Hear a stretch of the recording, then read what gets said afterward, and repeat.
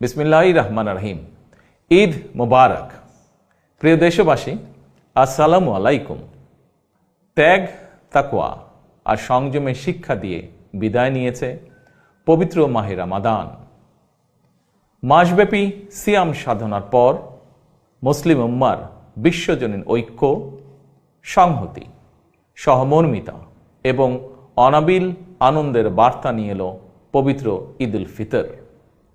প্রতিটি ঘরে, প্রতিটি পরিবারে ঈদ আনন্দ পৌঁছে যাক সকলের তরে। আসুন আমরা রমাদানের আদর্শে উদ্বুদ্ধ হয়ে একে অপরের সঙ্গে পবিত্র ঈদ আনন্দ ভাগাভাগি করে নেই।